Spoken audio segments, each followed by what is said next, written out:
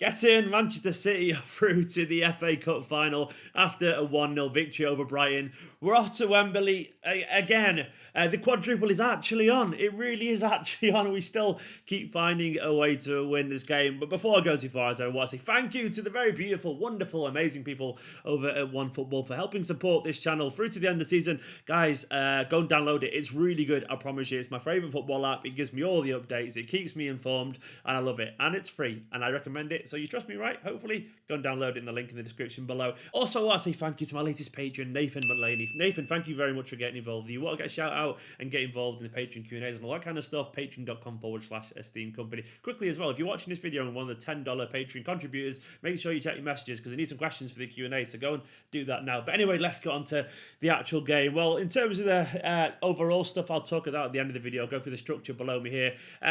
Before the game, the overview, the lineup and all that kind of stuff.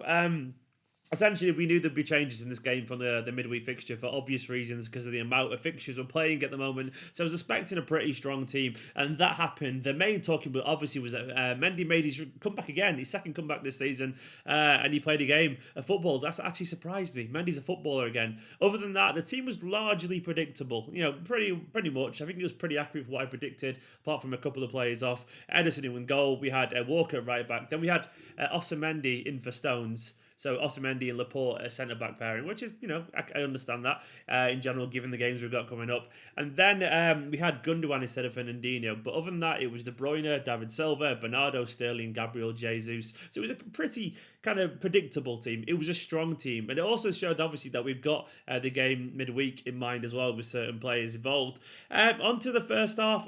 We started off absolutely fantastically. And I guess it looked for all the world that the game was going to be a procession and an easy victory. The goal within a few minutes, a wonderful, delightful Kevin De Bruyne cross, and Gabriel Jesus fully extending for a fantastic diving header into the bottom corner. I had a feeling he was going to score. I said in the preview that De Bruyne would step up and Jesus would score, and he did, which is really, really nice, isn't it? Thank you very much, Gabriel Jesus. In the end, obviously, that was the final goal. But the game after that kind of really, from our perspective, kind of delved into nothingness. Brighton had a decent 10 minutes after that. Then Walker nearly got injured, but then he was the story of the first half as he carried on and kind of lost his temper. There was a massive moment in the first half, which is divided opinion. Now, I'll offer my opinion on this, and probably, I don't know if I'm wrong technically or not, it's just my honest opinion. My honest opinion, I always try and be fair on this channel. You know I do that. I'll give it another team, a rival team, credit if they deserve it. I try and call it as I would want it called from a Manchester City fan's perspective. Like, if it happened to my team, would I be happy? I don't think it was a red card, personally. I don't think it was technically a headbutt. I think he kind of dragged his head down in frustration because he just had his leg stamped on. So I kind of understood his frustration, and I think the refs obviously looked in VAR and thought, it's handbags. Having said that, I also admit that he was lucky. Most refs could have sent him off. Most refs, well, I say most. I think some refs would. I think in general, we see a lot of these things where players come together and they kind of just mess around with their heads and people don't get sent off. So I think refs tend to look at these as just a coming together in a bit of heated moment. He could have got sent off, though. I agree. And it was a very stupid thing to do. Personally, I'm quite old school. I don't think players should get sent off unless he try and hurt the other. I think he just dragged his head down and kind of like tried to push. I think he just tried to. I don't know what he tried to do, but I don't think he tried to headbutt him because that hurts. Anyway, he was definitely lucky not to be sent off. Though, having personally seen it, I wouldn't have sent him off. I think it's like an orange card somewhere in the middle. Put it this way.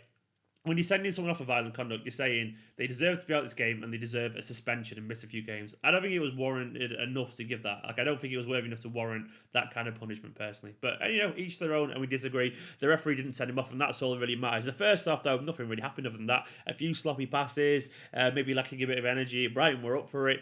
And the second half just kind of followed on from that template, really, in general. Walker was subbed off at half-time, I guess, because maybe Pep wasn't sure if he was keeping his cool very well. And I think that's a fair enough comment. Walker was a bit riled in that first half. We can all understand that. Funnily enough, though, Danilo, who came on for him, got booked within 5 minutes. Though it was a clear dive from Johan Bakash. Is that how you pronounce it? Either way, he was diving all over the show. I don't know how the referee gave that one, but, you know, it is anti-Taylor after all. Other than that, though, not really much happened from our perspective. I don't know how Brighton didn't score from their big chance. I think it was Shane Duffy who won the header. The ball was like 2 yards from goal. It looked for all the world that Glenn Murray was going to turn it in. But Laporte with his big, massive, I don't know what size boots he are. I'm going to guess like 11. What size boots do you reckon Laporte's got in the comments? I would say like 11. Maybe 11. He's a big guy, isn't he? Anyway, his big size 11 boots, I don't know what I'm on about there, cleared it over the bar when Murray was going to score. A massive moment. I feel like the game genuinely hung on that moment. If Brighton scored there, I dread to think that what would happen. We might be out of the competition, but they didn't score there. After that, there was no real great chances for Brighton. They had a few moments of scrappiness. Sterling had one towards the end, but between that, nothing really happened in terms of chances. Fernandinho was brought on at one point to try and help us control the game because we weren't really controlling it in midfield, and he made a tiny difference, but not overall. Some nice passes offensively, but defensively, we still gave away a lot of niggly free kicks. We were a little bit sloppy in possession, and in general, we just tried to see the game out. We eventually did it. We defended a 1-0 lead quite precariously, but we did it just about, and that's all that matters. Onto the individuals, Ederson was Ederson. One slightly slow pass, but he's allowed it, and he still got away with it, and he still found his man. In general, Ederson was that kind of incredible, reassured confidence that you need in a game like that. He doesn't even look like he cares. Walker, it was Walker. He kind of had a day to forget. In defence of Walker, we say he shouldn't do it, and he shouldn't do that. But red mist happens. The highly pumped up athletes. Footballers aren't perfect. Footballers are human, and that's what makes us enjoy the game. If there were robots, no one would ever get sent up for violent conduct. But the best players in the world do it. Zidane did it in a World Cup final with a headbutt. It actually happens. People aren't perfect. It's stupid, but I tell you what, you're watching this, me watching this now, saying this, it'll happen to all of us. I remember kicking out at a guy who became my best mate. My best friend in real life. We were playing five-a-side football, kind of knew him from the school and that, didn't really know him yet. We got into a fight because he was pissing me off, and I think I kicked out at him.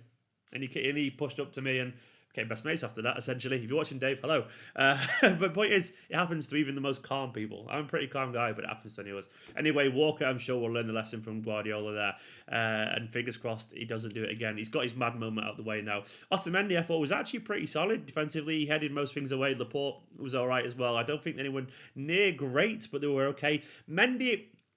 Context is needed. He wasn't perfect. There was some sloppy passes, but massive rustiness is totally acceptable given everything. He was obviously played because we need him to play because we're down to a very few options at left back, given injuries and so on. But I don't think he was terrible. There was definitely some sloppiness. I think he showed signs that he still has that whipped cross, which is really good. And I'm just glad he got through. I think it was 80 minutes, something like that. He got subbed off for Stones, which was inevitable as well. But it was nice to see him back on the pitch. He definitely didn't let us down. A few sloppy passes, but once again, you got to give him a long time to get back over this. Fingers crossed he'll be useful towards the end of the season. Into midfield, I thought Gundogan just kind of flitted about, didn't really do much, if I'm being honest. And likewise, David Silva. Silva's looks slower at the moment. He really does pay me to say it, but he definitely looks a little bit slower. Fingers crossed it's just an end of season thing and it's not a precedent for what's to come. Hopefully he's just tired because the signs are quite worrying. Kevin De Bruyne started really well, then couldn't get control of the game. A wonderful difference maker that he is here. A great assist for the goal. Wonderful assist. He barely even looked. But after that, he couldn't really get a foot in it. Likewise, I thought Bernardo was nowhere near as effective as he usually is. Sterling had a pretty poor game, I would say. Gabby ran really hard, scored the goal, but no one really had much more than a 6 out of 10, I would say, in the team individually. In general, it didn't really matter, though. Overall, we're in another final. What I love about this now is that the FA Cup essentially is just ticked off now until the semi-finals of the Champions League and the league are sorted, or the quarterfinals of the Champions League. Until the Champions League final, if we get there, we don't have to worry about the FA Cup. And basically, we don't have to worry about now until the league's over. So essentially, we can just focus on the league. 2 competitions we have to focus on now, just the 2, which is really good while the league's going. Obviously, we'll have to win the FA Cup final, but it's nice we don't have to think about it during the title race, which is really, really good. I'm really happy about that. It's a big game. It's one competition out the way, boxed off, compartmentalised away for a few weeks, and that's really good. And in general, there's nothing wrong with winning ugly. As I said on Twitter, Liverpool built a title challenge off it recently, and there's nothing wrong with that, really, in general. Sometimes you've got to win if you're not playing well.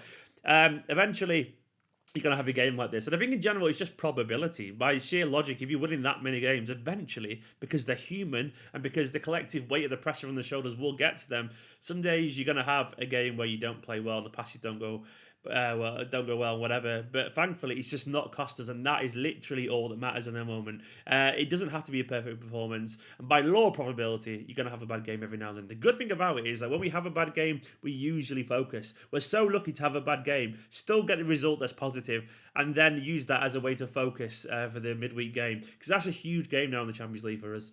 And I'm just so happy that we managed to pull this out. As I said, we really don't need to play well always. We're still in for this historic quadruple. We've won the Carabao Cup. If we win our game in hand, the Premier League, we'll be top of the Premier League again. And now we're in the final of the FA Cup. A domestic treble, at very least, looks very much within our grasp. In fact, it isn't within our grasp. That's the minimum we should be aiming for now. I genuinely mean that. The cherry on the top, the most beautiful ripe cherry in the world would be the Champions League. But that, to me, is genuinely just a bonus. I think we should be winning the FA Cup now. We've got no excuse not to win it. I also want to give credit to Brighton. I thought they were really up for it. They were tenacious. Knockout was fantastic. They were really snapping into challenges. I'm not saying we played well. Maybe we should have put the game to bed. But Brighton, give them credit. They really played for this game. They really battled like their lives depend on it. Because why not? Because why wouldn't they? They're at Wembley. And that does motivate teams who aren't used to being at Wembley. We are, to be honest. I'm not trying to sound arrogant, but we are used to being at Wembley. So all that matters is that we won. And we did win. Anyway, guys, let me know what you made of that performance. We're at to Wembley again. Manchester City are going to the final of another cup competition. It's just so common. That is Pep Guardiola's Manchester City for you. We're a relentless winning machine, and we just keep marching on and on and on. And that is all that matters as ever. Thank you to these guys. See them? All these beautiful people, the patrons. Patreon.com/Esteemed Company if you want to get involved. I'm delighted. I'm absolutely delighted, guys. I'll be back tomorrow for another video, the post analysis of all that kind of stuff. Go and enjoy the rest of your weekend in a bit.